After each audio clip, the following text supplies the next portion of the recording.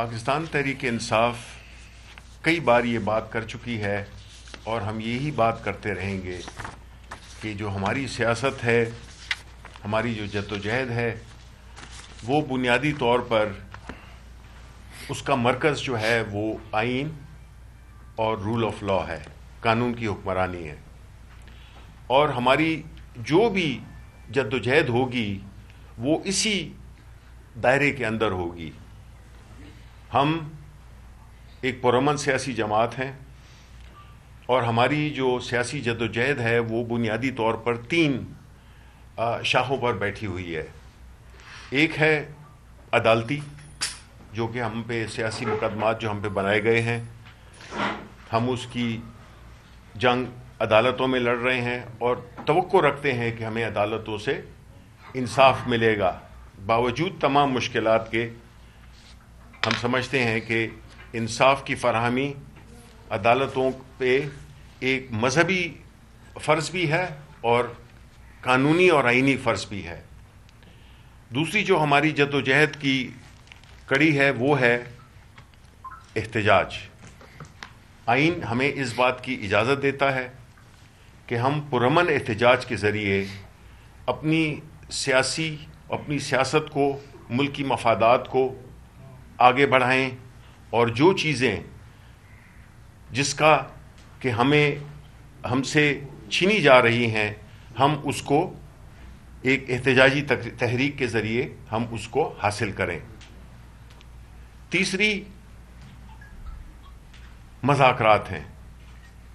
ہر مسئلے کا حل آخر میں مذاکرات پر ہوتا ہے۔ یہ جو مذاکرات ہیں جو کہ شروع ہوئے ہیں یا ابھی شروع ہونے ہیں، بنیادی طور پر یہ اس حکومت، جس کو ہم حکومت کہنا تو نہیں چاہتے لیکن اس وقت چونکہ انہوں نے قبضہ کیا ہوا ہے، جیسے کہ آپ کے گھر پہ کوئی قبضہ کر لے تو پھر آپ اس کے ساتھ مختلف طریقے استعمال کر کے اور آخر میں مذاکرات کرتے ہیں، تو ہم اس مذاکرات کا دروازہ ہے وہ بھی ہم نے کھولا، کیونکہ ہم یہ جانتے ہوئے کہ جو وکٹم ہے وہ ہم ہیں، زیادتی جس پہ ہوئی ہے یا ہو رہی ہے وہ ہم پہ ہو رہی ہے، پاکستان تحریک انصاف پہ ہو رہی ہے۔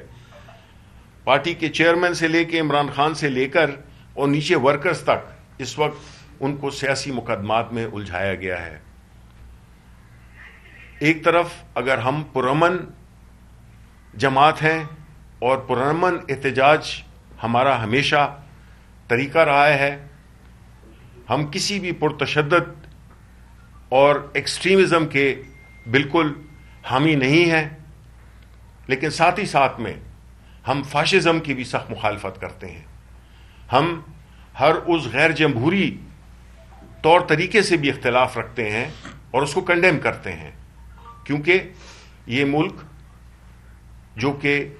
آئین کی بنیاد پہ چلنا چاہیے، افسوس ہے کہ آئین ایک قسم کا اس میں pick and choose, cherry picking ہوتی ہے۔ دوسری بات کہ ہماری جو مذاکرات ہو رہے ہیں پیرللی، اس میں اس قسم کا تاثر ہم بالکل رد کرنا چاہتے ہیں کہ یہ کوئی ایسی نیگوسیشن ہو رہی ہے جس میں کہ بانی چیئرمین عمران خان وہ اپنے لیے کوئی گنجائش ڈھونڈ رہے ہیں۔ ایسا بالکل نہیں ہے۔ انہوں نے واشگاف الفاظ میں کہا ہے، کل پرسوں ہی کہا ہے،